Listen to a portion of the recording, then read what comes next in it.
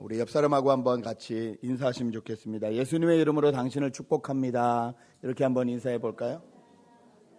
네. 교회 목표를 같이 한번 읽겠습니다. 웨셀레 이마고데이 교회는 시작.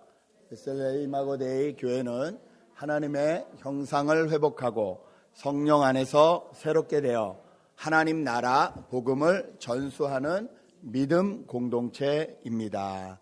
아멘. 저희가 지금 세상과 우리와의 관계 네 번째에 대해서 계속 다루고 있습니다. 지지난주 우리 세상에는 다스림의 관계가 있다. 힘의 불균형이 있기 때문에 이 다스림이 있는데 하나님은 우리를 다스리라고 부르셨다. 그 얘기를 했어요.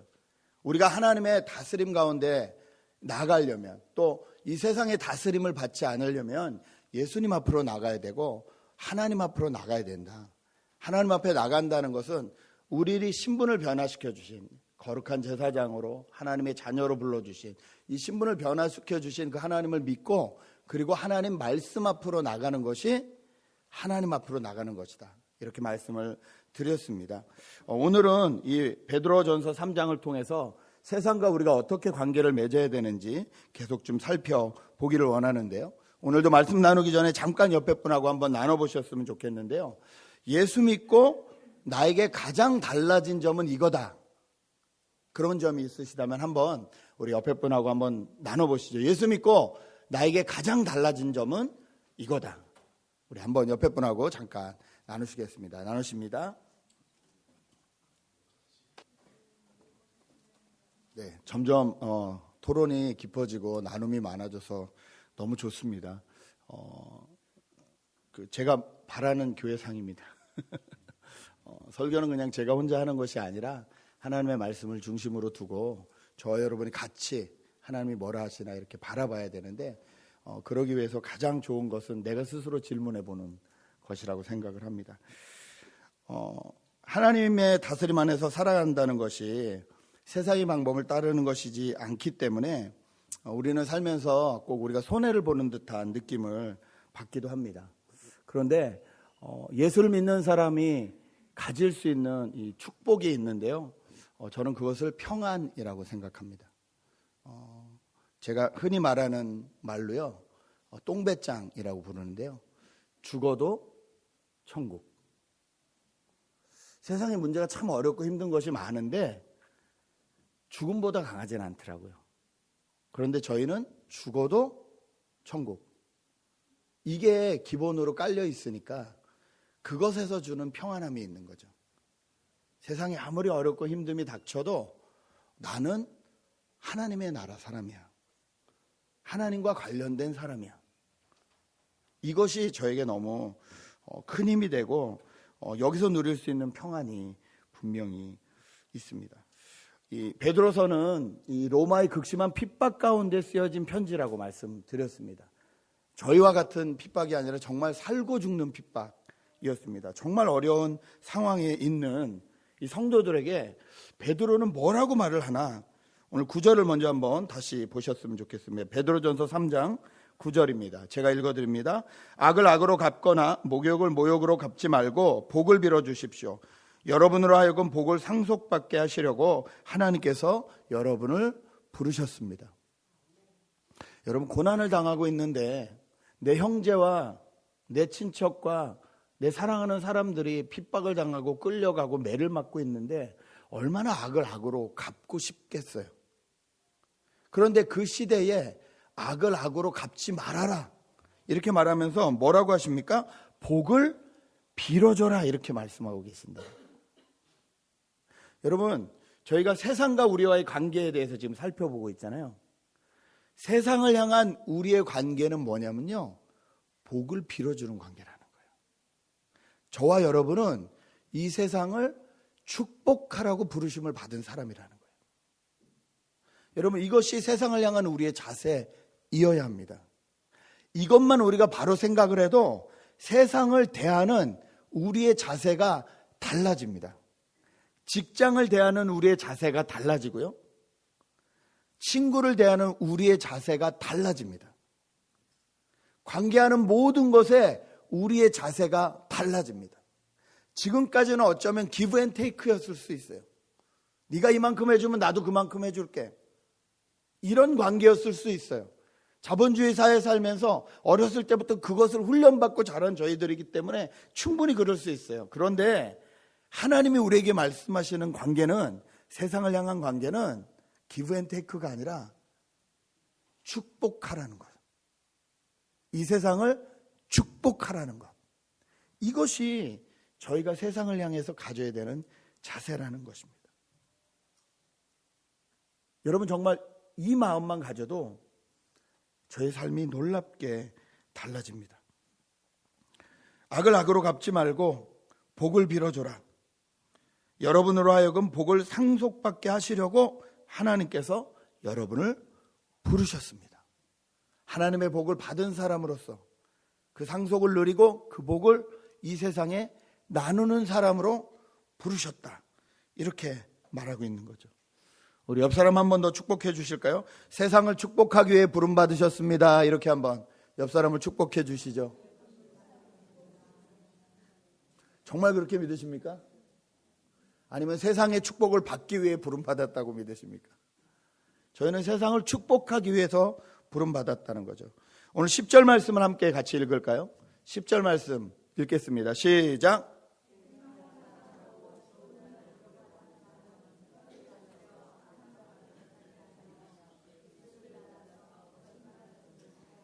11절.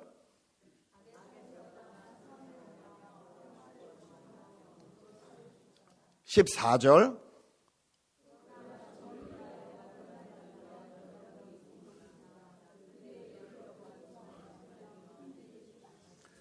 자, 우리가 세상을 축복하는 관계로 부름을 받았는데, 자, 그러면 세상을 축복하는 구체적인 방법이 무엇이냐? 오늘 베드로는 고난당하고 있는 성도들에게 가장 먼저 뭘 하라고 말씀하시냐? 거짓말하지 말라고 말씀하신다는 거예요. 아니, 거짓말하지 않는 것이 세상을 어떻게 축복하는 것일까? 여러분, 거짓말하지 않는 것이 어떻게 세상을 축복하는 것일까요? 네, 집사님. 예, 거짓말하지 않는 게 어떻게 축복하는 걸까요? 어떻게 생각하세요?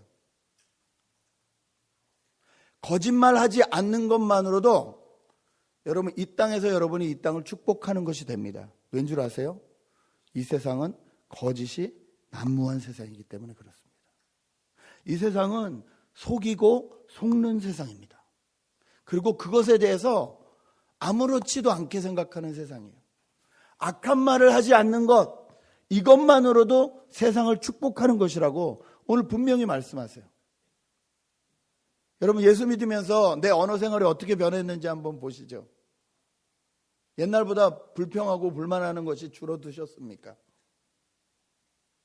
갑자기 운전이 확 끼어들 때 할렐루야가 나오시는지, 아니면 야이 어쩌고 저쩌고가 아직도 나오시는지. 내가 세상을 향해서 악한 말을 하지 않고 거짓말을 하지 않는 것만으로도 세상을 축복하고 있다는 것을 잊지 마십시오. 그리고 우리는 그것을 위해서 부름받았다는 것입니다. 왜냐고요? 이 거짓말은 근본이 마귀로부터 나오기 때문이다 라고 성경은 말하고 있습니다. 요한복음 8장 44절 45절을 읽어드립니다. 너희는 너희 아비인 악마에게서 났으며 또 그 아비의 욕망대로 하려고 한다. 그는 처음부터 살인자였다. 또 그는 진리 편에 있지 않다. 그것은 그 속에 진리가 없기 때문이다. 그가 거짓말을 할 때에는 본성에서 그렇게 하는 것이다. 그는 거짓말쟁이이며 거짓의 아비이기 때문이다. 그런데 내가 진리를 말하기 때문에 너희는 나를 믿지 않는다. 예수를 믿지 않는 유대인들을 향해서 예수님이 하신 말씀이에요. 나는 진리를 말하는데 너희 아비인 마귀가 거짓을 말하기 때문에 너희는 진리 앞에 나오지 않고 있다. 여러분, 이 세상은 진리를 말하지 않습니다. 나에게 손해가 된다면 거짓을 말하라고 가르칩니다. 그것이 당연하다고 말을 합니다. 그런 세상에서 우리가 악한 말을 하지 않고 진리를 지키는 것, 이것이 축복이 된다는 것입니다. 여러분, 생각해 보십시오. 직장에서 정말로 거짓말을 하지 않는 사람이 있어요. 다른 사람은 몰라도 그 사람이 하는 말은 정확해요. 속이지 않아요. 자기에게 손해가 난다 할지라도 그러지 않아요. 여러분이 사장이라면 그런 직원을 원하십니까? 아니면 내 눈치를 살살 보면서 시간을 적당히 때우고 적당히 일하는 척하면서 회사에서 버티고 있으려는 사람을 원하십니까? 여러분 어떤 사람을 원하시겠어요?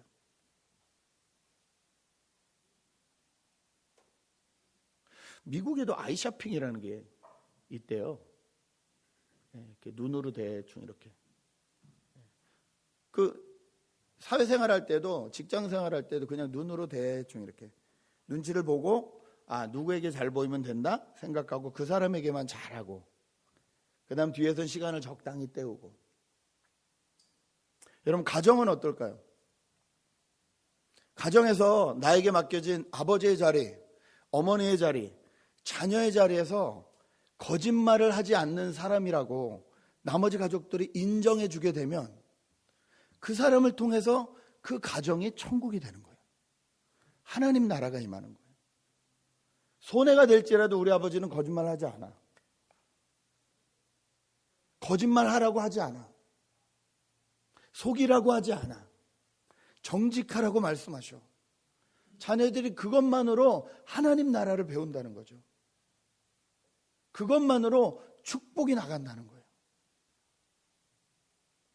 여러분 베드로는 고난당하고 있는 많은 사람들에게, 특별히 이 시대의 거의 성도들은 거의 노예들이었어요. 많은 사람들이 하루 벌어서 하루 먹을 수 있는 사람들이었어요. 자기 마음을 자기의 몸을 자기 마음대로 할 수 있는 그런 신분이 아닌 사람들이 훨씬 많았어요. 그런 사람들 눈치 보고 대충 해가지고 주인한테 잘 붙어야지만 살아남는 그런 것이 만무하는 세상에서 거짓말하지 마십시오. 그것이 세상을 축복하는 방법입니다라고 베드로가 가르치고 있을 때 그 초대교회 성도들에게 어떤 마음이 들었을까요? 여러분 신뢰는 오랜 시간을 필요로 합니다. 인간관계는 오랜 시간을 필요로 합니다. 그 오랜 시간 동안에 쌓여온 크레딧으로 인해서 우리는 진짜 진실된 관계를 맺게 됩니다. 인간관계를 하면서 진실된 관계가 없다는 것만큼 불행한 게 없어요. 같이 사는 남자를 믿을 수 없어. 같이 사는 여자를 믿을 수 없어요. 얼마나 불행해요. 같이 일하는 직장 동료를 믿을 수 없어요. 그럼 처음부터 한 발을 빼고 저 사람이 언제 내 뒤통수를 칠지 모른다 생각하면서 비즈니스를 해야 되는 거예요. 얼마나 일하는 게 피곤하고 힘들어요. 이런 세상에서 내가 손해를 보더라도 나는 거짓말을 하지 않겠습니다. 나는 이 땅을 축복하라고 불림받은 사람이기 때문에 나는 정직하게 말하겠습니다. 나는 악한 말을 하지 않겠습니다. 이것만으로도 전도가 된다는 거예요. 이것만으로도 하나님의 사람으로서 세상을 축복하는 비결이 된다는 것입니다. 옆에 분에게 한 번 더 인사하실까요? 당신을 통해 사람들이 행복해지시기 바랍니다. 이렇게 한번 인사해 주시죠. 네. 한 번 더 구체적으로 당신의 말을 통해 사람들이 하나님의 축복을 누리기 원합니다. 여러분 저희는 이 땅을 축복하라고 불림받은 사람인데 우리가 이 땅을 축복하는 구체적인 방법 첫 번째는 악한 말을 하지 않고 거짓말을 하지 않는 거라고 말씀드렸습니다. 자, 두 번째는 뭘까요? 15절 16절을 같이 한번 읽겠습니다. 베드로전서 15절 16절 읽겠습니다. 시작.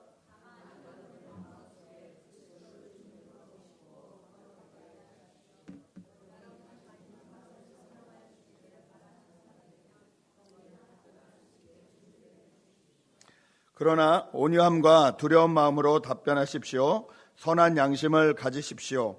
그리하면 그리스도 안에서 행하는 여러분의 선한 행실을 욕하는 사람들이 여러분을 헐뜯는 그 일로 부끄러움을 당하게 될 것입니다. 아멘. 여러분 정말 여러분 마음속에 두고 계신 소망과 희망이 무엇이신지요? 그것은 변하지 않는 것입니까? 아니면 변하는 것입니까? 여러분이 소망하고 있는 것, 정말 희망하고 있는 것, 그것은 변하는 것입니까? 변하지 않으시는 것입니까? 어디에 소망과 희망을 두고 계시는지요? 물질, 명예, 성공, 이런 것들은 변하는 것들입니다. 저에게 필요한 것이지만 변하는 것들입니다. 거기에 소망을 두기 시작하면 우리는 그것이 흔들릴 때마다 우리의 존재 자체가 흔들려야 됩니다. 그러나 우리가 진짜 소망해야 되는 것이 변하지 않는 것이라면, 진실된 사랑, 진실된 축복, 변하지 않는 것이라면 그 변하지 않는 것을 나눠주는 것이 이 세상을 향한 축복이 된다는 거예요. 아까도 말씀드렸듯이 노예 신분의 사람들이었어요. 일용직이었어요. 그 사람들한테 베드로가 지금 뭐라고 하고 있냐면요, 여러분 마음속에 그리스도를 주님으로 모시고 거룩하게 대하면서 여러분이 가진 소망에 대해서 듣기 원하는 사람들에게 언제든지 설명해 주라는 거예요. 그러니까 이 노예들에게 이 어려운 초대교회 성도들이 가지고 있는 소망은 변하지 않는 것이었다는 거예요. 변하지 않는 하나님의 사랑, 그 하나님이 나를 구원하시기 위해서 이 땅에 보내주신 예수 그리스도, 이것이 소망이었다는 거예요. 이 당시에 노예 신분이거나 이런 사람들이 이런 말을 하면 더 핍박을 받습니다. 더 구박을 받습니다. 저희가 사는 세상도 요즘 그러잖아요. 진실을 말하면 손해를 보잖아요. 동성끼리 결혼하는 거 축하하지만 나는 내 신앙이 있기 때문에 당신들을 위해서는 케이크를 만들 수 없겠습니다. 그 말했다 감옥 갔잖아요. 아무 말 안 하고 입 닥치고 있는 게 편안한 세상이 되었어요. 그런데 베드로는 말하는 거예요. 당신이 가지고 있는 진리에 대해서 언제나 겸손한 마음으로 말할 준비를 하라는 거예요. 왜냐하면 진리이기 때문에, 변하지 않는 것이기 때문에. 하나님의 사랑은 변하지 않았어요. 우리를 향하신 하나님의 사랑이 변하지 않았어요. 그 하나님이 우리를 위해서 보내주신 예수 그리스도는 변하지 않으세요. 우리가 아무리 죄를 져도 그분의 사랑은 변하지 않으세요. 여러분, 이 확신이 있으신지요? 예수 믿는다고 노예 신분이 해결되지 않습니다. 예수 믿는다고 가난한 생활이 갑자기 나아지지 않습니다. 그렇게 가르치는 건 가짜예요. 하나님이 우리를 축복하셔서 다 잘 살게 되기를 바랍니다. 거짓말이에요. 예, 그렇게 바랄 수는 있죠. 그러나 다 잘 살게 되지 않아요. 성경은 그렇게 말씀하신 적이 없어요. 그런데 교회에서는 그런 말만 듣고 싶어요. 또 목사님들이 그걸 아니까 그런 말만 해요. 비나이다 비나이다 하고 똑같아요. 무당 앞에서 굿하는 거하고 똑같아요. 기독교가 그냥 무당 앞에서 굿하는 게 됐어요. 헌금 내는 것은 뭐라 그래요? 복비 내는 거예요. 이거 내면 하나님이 날 복 주시겠지. 아니요, 여러분이 11주 평생 해도 가난할 수 있어요. 속지 마십시오. 그건 진리가 아니에요. 진리는요, 하나님이 나를 만드셨다는 거예요. 그분이 나의 아버지가 되신다는 거예요. 내 스스로 차버리고 나간 그 축복의 자리로 하나님이 나를 다시 불러주시기 위해서 예수 그리스도를 이 땅에 보내주셨다는 거예요. 예수를 영접함으로 하나님과의 관계가 회복되었다는 거예요. 이 안에서 느낄 수 있는 기쁨과 자유가 있다는 것,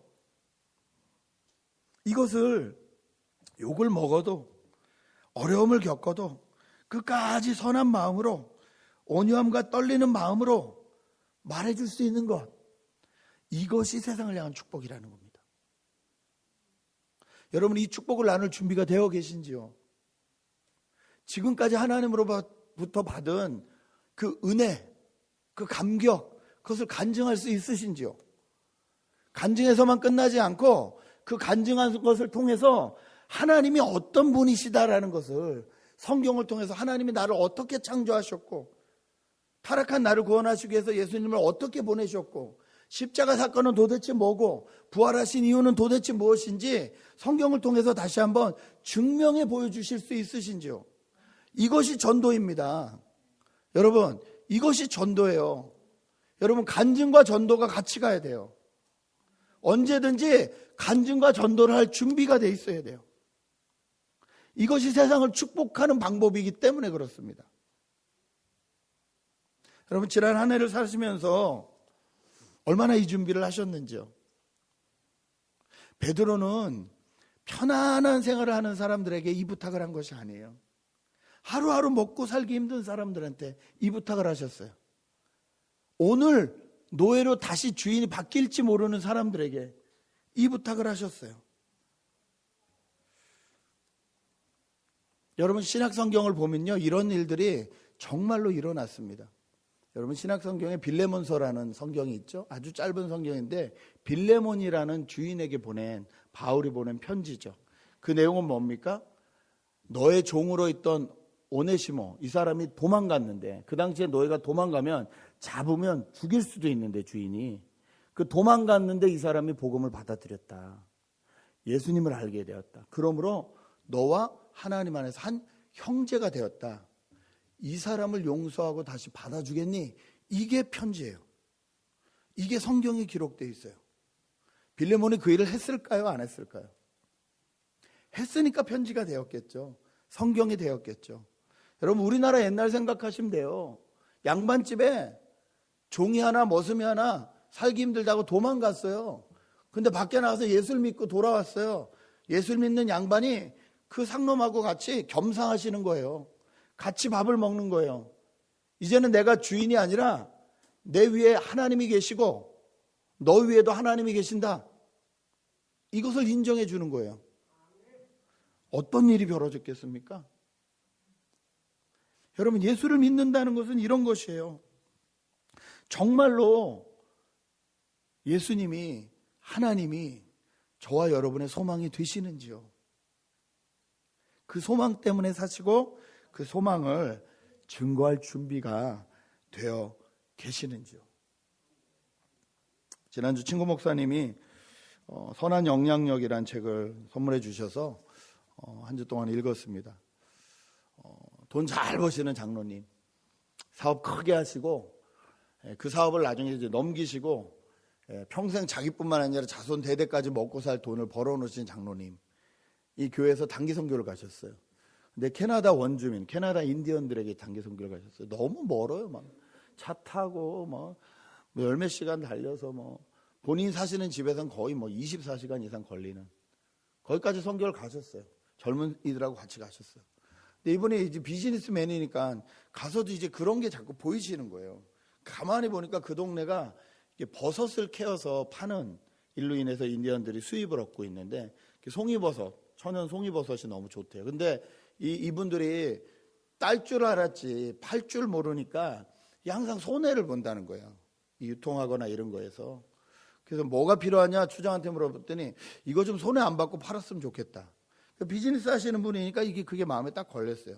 그 이제 돌아오는데, 선교를 마치고 돌아오는데 자꾸 이 지역을 어떻게 도울까 생각을 하는 거예요. 그러면 속으로 또 생각하신 거예요.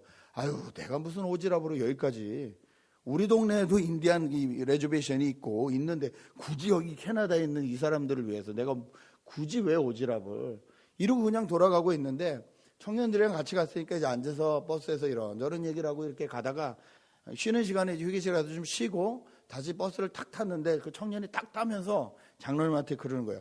장로님 무슨 기도를 하고 계시는지 모르는데 하나님이 저한테 딱 주시는 말씀이요, 장로님한테 그 일을 하라고 전하래요. 이렇게 얘기를 한 거예요. 청년이.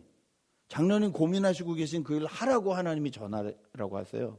이분이 놀란 거예요. 이렇게 하나님 앞에 응답을 평생 받아본 적도 없고, 내가 뭐지 굳이 뭐 캐나다 인디안들을 위해서 여기까지 이러고 고민하고 있는데 그 일을 하라고 하시니까 더 고민이 되신 거예요. 집에 가서 고민하시고 자녀와 부인에게 선포하셨어요. 내가 거길 가야 될 것 같다. 아내의 조건, 열렬히 응원합니다. 다만 나만 데리고 가지 마십시오. 자녀들 환영합니다. 근데 아빠 내가 고등학교 졸업할 때만 좀 참으십시오. 어떻게 해서 이분이 결국은 그 땅으로 직접 들어가셨어요. 근데 가서 보니 이거 비즈니스 경험이 있어서 이거 살려줄 수는 있겠는데 더 문제가 이분들 자체가 아무 꿈과 소망이 없다는 거예요. 일을 해야 될 이유를 모르는 거예요. 왜요? 정부에서 보조금 나오거든요. 정부에서 집 없다 그러면 집 렌트 빌려주거든요. 굳이 학교를 공부해야 될 이유가 없어요. 대학을 나온 애나 대학을 나오지 않은 애나 그 레저베이션 안에서 사는데 거의 비슷하게 사니까 굳이 공부를 해야 될 이유가 없어요. 그러니까 매일 술 먹고 매일 마약하고 자녀가 많을수록 돈을 더 주니까 그냥 젊은 나이에 다 10대 때 애를 낳아요. 그럼 그 부부하고 계속 사니? 아니요, 또 바꿔요. 옆집 가서 또 애를 낳아요. 그러니까 아버지, 어머니 이게 다 엉켜 있고 막 난리가 나 있는 거예요. 아무 의욕이 없어요. 그냥 소일거리로 송이버섯 따다 파는 거예요. 하나님 가라고 하셔서 여기까지 왔는데 이 사람들은 일할 마음이 전혀 없는데 이거 왜 하라고 하시는지. 이 장로님 고민하시면서 내리신 결론이 있어요. 성결은 뭔가 바꾸는 게 아니구나. 성결은 그냥 예수님의 마음을 품고 그냥 여기서 사는 거구나. 그래서 이분이 마음을 바꾸셨어요. 딱 두 가지만 정하셨어요. 정직하게 비즈니스하고 그 비즈니스한 이익을 정직하게 나눈다. 난 이거만 한다. 무슨 일이 있어도. 어느 정도로 정직하시냐면요. 그 버섯이 그 생물이니까 유통기간이 오래되면 썩어버리잖아요, 중간에. 그 장사 제대로 안 되는데 갑자기 그걸 막 이렇게 팔려는 사람이 있으면 아무래도 가격을 다운해서 팔 수밖에 없잖아요. 근데 이분은 돈 버는 게 목적이 아니라 이분은 돈 벌려고 거기 간 게 아니잖아요. 이 사람들 도와주려고 간 거니까 손해를 보면서 그거를 사줘요. 사줬는데 갑자기 팔로가 생겨가지고 이게 예를 들어 100원에 샀는데 하나에 200원씩 팔라는 사람이 생기는 거예요. 200원씩 팔았어요. 그러면 아무 일 안 하고 100원이 남았잖아요. 그럼 회사는 이게 남아야 돌아가는 거잖아요. 근데 이번엔 뭐 웃긴 게 뭐냐면 100원이 남았잖아요. 그 인디언을 불러서 다시 그 100원을 줘요. 왜냐면 이렇게 제 가격을 받았는데 당신한테는 제 가격을 안 줬으니까 내가 제 가격을 다시 주겠다는 거예요. 이 정도로 정직하신 거예요. 이게 8년이 되니까 인디언들 사이에서 신뢰를 얻은 거예요. 저 사람은 우리를 이용하는 사람이 아니다. 저 사람은 정말 우리를 도우려는 사람이다. 이 고사리도 캐고 이 버섯도 캐고 하는데 그게 아닌 시즌에 돈이 없어가지고 뭐 약 먹고 술 먹고 하니까 돈이 없어가지고 갑자기 돈을 꺼달라는 사람들이 오는데 50불만 꺼줘라. 우리 애기 기저귀 값이 없다. 그럼 꺼주신대요. 꺼주시는데 절대 그냥 주지 않으신대요. 그러면서 한 가지 팁을 알려주신대요. 너 근데 이거 매일 1불씩 갚을 수 있는 방법이 있는데 그거 알려줄까? 그게 뭐냐 그러면 이 사람들은 이제 그 인터넷을 하기보다 휴대전화를 많이 쓴다고 하네요. 휴대전화로 맨날 이게 SNS 하고 보고 그런데요. 내 SNS에 메일 들어와서 내가 쓴 거를 읽으면 1불씩 마이너스 해줄게. 그럼 그거 하겠다고. 그럼 뭐 쓰시겠어요 장로님이? 하나님 말씀 묵상하신 걸 계속 올리는 거예요. 복음을 예수 믿어라 이러면 믿겠습니까? 안 하는데 이건 자기가 경제적인 게 걸려 있으니까 열심히 읽는다는 거예요. 그리고 내용도 얘기해 준다는 거예요. 그럼 또 그 1불씩 깎아주시는 거예요. 이 사람들을 살리는 게 목적이기 때문에 비즈니스 에스 미션 하기가 정말 어려운데 그 중심을 잡고 하시는 거예요. 매일 하나님의 말씀을 나누고 그러다 보니까 자기가 정말로 하루도 빠짐없이 하나님의 말씀을 묵상할 수밖에 없더래요. 올려줘야 되니까. 이게 자기한테 축복이 되시더래요. 그리고 정말로 말도 안 되게 막 이게 더 돈을 받으려고 자기를 오함하고 막 모함하고 거짓말하고 해가지고 막 왜냐면 인디아는 또 이게 가족 공동체이기 때문에 한 사람한테 딱 찍히면 저 사람한테 물건 팔지 마라고 친족들한테 쫙 돌려버리면 이제 회사가 안 되는 거예요. 더 팔려고 더 받으려고 막 모함하고 거짓말하고 처음엔 화가 나가지고 막 이렇게 실갱이도 하고 인터넷 안에서 막 말싸움도 했는데 하나님이 주신 마음은 너 여기 왜 와 있니? 다시 마음을 접고 먼저 사과하는 거예요. 내가 너하고 인터넷상에서 이렇게 사람들이 다 보는 공개적으로 이렇게 악유한 거에 대해서 정말 미안하다. 근데 네가 진짜 알아줬으면 좋겠다. 나는 너희를 속이지 않는다. 어쨌든 내가 너한테 감정을 상하게 한 건 정말 미안한 일이다. 그랬더니 그 사람이 그러더래요. 이 인디안 마을에 평생 살면서 나를 믿어준 사람은 단 한 명도 없었다고. 근데 가만히 생각해 보니까 지금까지 너는 나를 믿어줬었더라고. 근데 내가 좀 욕심이 생겨서 내가 너한테 잘못했다고. 그리고 사과해서 오히려 그 사람하고 더 관계가 아주 좋아졌다고 합니다. 그 사람이 이제는 이 장로님을 많이 도와주는 사람이 됐다고 합니다. 아무 소망이 없는 그곳에 가서 소망 대신 예수 그리스도를 품에 안고 그 소망을 가지고 주님이 말씀하시는 대로 정직하게 사는 거예요. 나눠주며 사는 거예요. 그것만으로 이 땅이 하나님의 축복을 받는 겁니다. 여러분, 말로만 전도하지 마십시오. 그렇다고 말로 아예 전도를 안 해야 된다 생각하지 마세요. 여러분의 행동으로 다 전도하겠다. 100날 가도 못해요. 100년이 걸려도 못해요. 같이 하시는 거예요. 내 행동으로 말하고 네가 왜 손해를 보면서 이렇게까지 해? 라고 말하는 사람이 있으면 그때 내가 가지고 있는 소망이 무엇인지 말씀해 주시라는 거예요. 이것이 세상을 향한 축복이 된다는 거예요. 저는 우리 교회에서 이런 일이 일어나서 너무 감사합니다. 그것도 저를 통해서 일어나지 않고 일반 성도님들을 통해서 이런 일들이 일어나서 너무 감사해요. 지난주에도 1년 동안 1대1로 성경 공부하던 자매가 예수님 영접하는 기도를 했다는 소식을 제가 들었어요. 너무 감사했어요. 여러분, 예수 믿는 게 쉬운 일이 아니에요. 내가 예수를 믿겠다고 결단하는 일도 쉬운 일이 아니에요. 그런데 그 일을 1년 넘게 꾸준히 정말 사랑하는 마음으로 꾸준히 기다리면서, 여러분 저희 교회가 다 그런 교회 됐으면 좋겠어요. 여러분 만나시는 분마다 여러분이 진짜 가지고 있는 소망, 그 예수 그리스도를 만나게 되시길 주님의 이름으로 축복합니다. 여러분이 가지고 있는 그 소망을 나눠주는 것이 이 세상을 축복하는 방법이에요.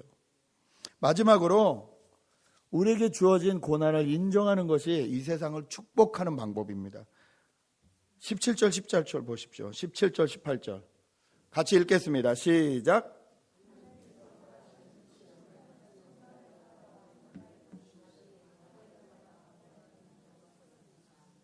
그리스도께서도 죄를 사하시려고 단 한 번 죽으셨습니다. 곧 의인이 불의한 사람을 위하여 죽으신 것입니다. 그것은 그가 육으로는 죽임을 당하시고 영으로는 살리심을 받으셔서 여러분을 하나님 앞으로 인도하시려는 것입니다. 세상의 많은 종교는요, 고난을 받지 않기 위해서 그 종교를 믿으라고 가르쳐요. 그 종교를 믿으면 고난을 받지 않는다라고 가르쳐요. 아니면 그 고난을 애써 무시하려고 해요. 불교에서 가르치는 건 우리의 눈앞에 있는 이 모든 것이 다 허상이라는 거 아니에요. 실제가 아니다라고 가르쳐요. 실제가 아니기 때문에 이걸 자꾸 놓는 연습을 해야 된다. 허상이라는 걸 인정해야 된다. 거기까지 득도해야 된다. 그러면 이 세상 일에 이 고난이 아무렇지도 않게 느껴진다. 이렇게 가르치는 게 불교예요. 마음 수련은 어때요? 내가 중심이 되어서 내 마음을 다스리는 수련을 계속하면 이 고난으로부터 벗어날 수 있다는 거예요. 모든 사람이 고난이 있다는 것은 다 인정을 해요. 근데 기독교는 오늘 뭐라고 하십니까?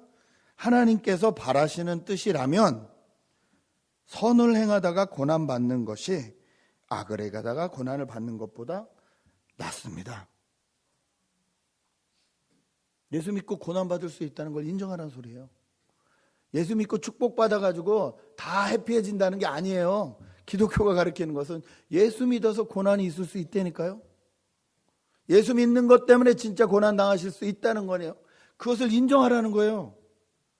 여러분이 인정하는 순간 그것이 세상을 향한 축복이 된다는 거예요. 어떻게 고난받는 것이, 내가 고난받는 것이 축복이 될까요? 오늘 이 18절 뭐라고 하십니까? 그리스도께서도 죄를 사하시려고 단 한 번 죽으셨습니다. 곧 의인이신 그리스도가 불의한 사람을 위하여 죽으신 것입니다. 고난당하신 것이에요.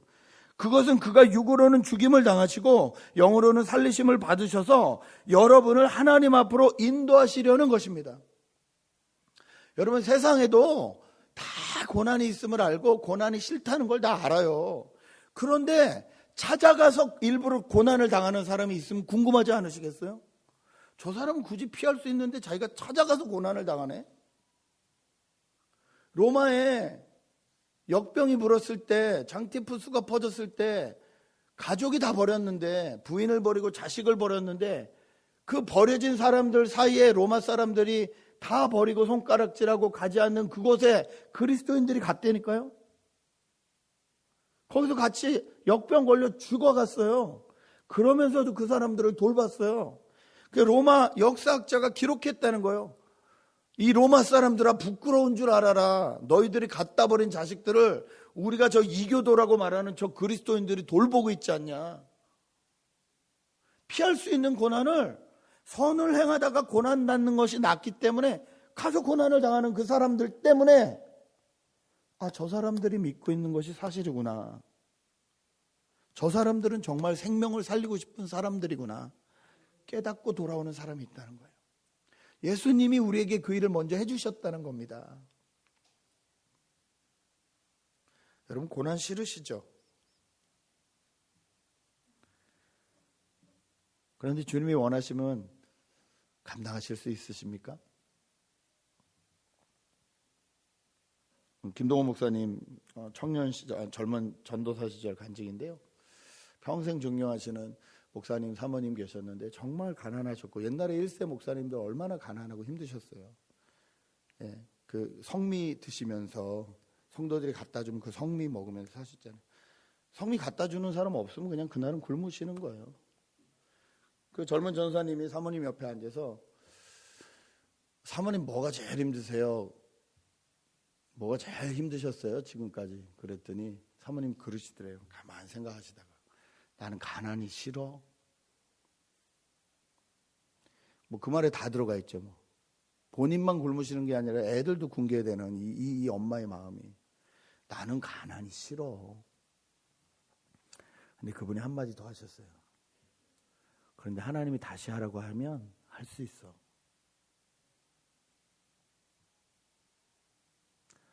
여러분 전 이게 믿음이라고 생각합니다. 고난이 좋은 사람이 어디 있어요? 그런데 그것을 통해서 누군가 생명을 얻게 된다면 나는 그 일 할 수 있어라고 덤비는 게 그리스도인이라는 거예요. 예수를 믿는다는 것 안에는 예수님 때문에 함께 고난을 받는다는 것까지 포함되어 있습니다. 축복을 말하는 거짓 선지자에게 속지 마십시오. 예수 믿으면 축복받는다. 예수 믿으면 생명 얻은 것이 이미 축복이에요. 그리고 축복을 나눌 수 있는 자리에 앉아있는 것 자체가 축복이에요. 예수 믿는 것은요, 예수님 믿는 것 때문에 고난도 당할 수 있다는 것까지 받아들이는 거예요. 이게 진짜 예수 믿는 거예요. 여러분 여쭙겠습니다. 여러분 예수 믿으십니까? 정말 그 예수님 끝까지 따라가시겠습니까? 우리의 고난은 그냥 고생이 아니에요. 하나님이 다 기억하고 계세요. 우리가 하나님 앞에 마음을 온전히 드리고 나가면 하나님은 그 고난을 하나님의 도구로 사용하여 주실 줄 믿습니다. 우리가 아픈 그곳에 아픈 사람이 보여요. 과부가 호렙이 마음 안다고 아파본 사람이 아파본 사람에게 눈길이 간다니까요. 네. 연약해본 사람이 연약해본 사람들한테 눈길이 가요. 그래서 상처 입은 치유자라는 말을 헨리 나운은 했잖아요. 하나님이 우리의 고난을 통해서 하나님의 축복을 증거하기 원하세요. 그 장소에 예수님이 우리를 위해서 고난받으셔서 우리를 하나님에게 연결해 주셨다. 오늘 18절은 그렇게 말하고 있습니다. 여러분, 이 세상과 우리의 관계는 축복하는 관계라고 말씀드렸어요. 축복하는 구체적인 방법은 진실을 말하는 거라고 말씀드렸어요. 또 축복하는 구체적인 방법은 희망을 말하는 거라고 말씀드렸어요. 그리고 마지막으로 축복하는 방법은 내 안에 주어진 고난까지도 받아들이는 것이라고 말씀드렸어요. 2018년이 딱 한 달 남았습니다. 1년 동안 여러 가지 일이 있으셨죠. 기쁜 일도 있고 슬픈 일도 있고 어려운 일도 있고 너무 잘 넘겨서 지금 이 자리까지 오셨습니다. 그런데 이 한 달 남은 이 12월 맞이하는 이때에 한번 생각해 봤으면 좋겠습니다. 나는 이 세상을 어떻게 축복하고 살고 있나? 나는 하나님의 사람으로서 이 세상을 어떻게 축복하고 살고 있나? 정말 우리에게 주어진 이 자격을 가지고 이 한 달 마음껏 세상을 축복하시고 여러분을 통하여서 주님을 알게 되는 영혼들이 많아지는 귀한 한 달 되시길 주님으로 축복합니다. 같이 기도하겠습니다. 이 시간에 기도할 때에 우리를 돌아보며 기도하겠습니다. 지난 1년 동안 나는 축복을 나누는 사람이었나? 축복을 원하는 사람이었나? 나만을 위해서 기도하고 나만의 성공을 위해서는 하나님 앞에 엎드린 적이 있지만 정말 나를 부르신 그 뜻대로 손해를 본다 할지라도 거짓을 말하지 않고 나에게 진짜 소망 되신 예수 그리스도를 온유함과 겸손함으로 전해주기를 애쓰고 그러다 당하는 고난이 있어도 기꺼이 받아들이는 삶을 살았는지 한 해를 좀 정리하면서 기도하는 시간을 갖겠습니다. 함께 기도하십니다. 주님.